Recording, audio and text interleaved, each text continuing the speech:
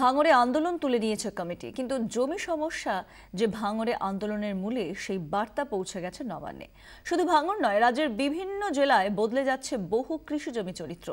নিঃশব্দে তা চলে যাচ্ছে জমি মাফিয়াদের হাতে। বাড়ছে ক্ষোভ। তাই জমির চরিত্র বদলের ক্ষমতা এবার সরাসরি হাতে নিচ্ছে সতর্ক নবান্ন। এজন্য খুব শিগগিরই আনা হবে নতুন আইন।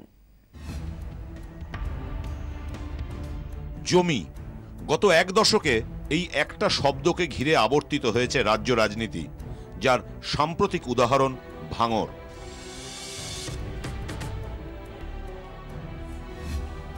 জমি আন্দোলনে ভর করে মহাকরণে পৌঁছে যান মমতা বন্দ্যোপাধ্যায়। পাওয়ার গ্রিডের সাবস্টেশনের বিরুদ্ধে আন্দোলনে নামা ভাঙড়বাসীর একাংশ তার সরকারের দিকেই এবার আঙুল তুলেছেন। অভিযোগ, গ্রামবাসীদের কাছ থেকে জোর করে নামমাত্র দামে জমি কিনে নিয়ে সাবস্টেশনের জন্য সেই জমি বহুগুণ দামে বিক্রি করে মুনাফা লোটে আরাবুল বাহিনী। এই পরিস্থিতিতে জমি নিয়ে আরো সতর্ক সরকার।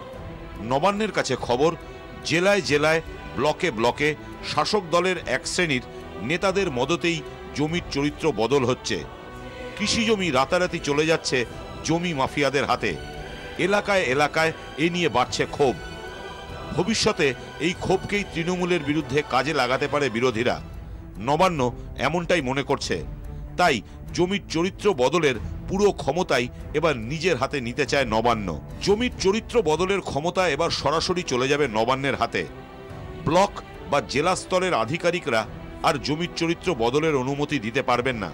এজন্য খুব তাড়াতাড়ি নতুন আইন চালু হবে। আইনের ফাঁক গলে কৃষি জমি, জলা জমির বাস্তু জমিতে রূপান্তরের অভিযোগ এ রাজ্যে নতুন নয়।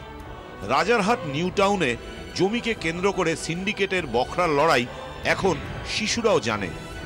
জমি হাঙরদের দাপট রুখতে এবার জমির চরিত্র বদলের ক্ষমতা সরাসরি নবান্নের হাতে তুলে দিচ্ছেন মুখ্যমন্ত্রী।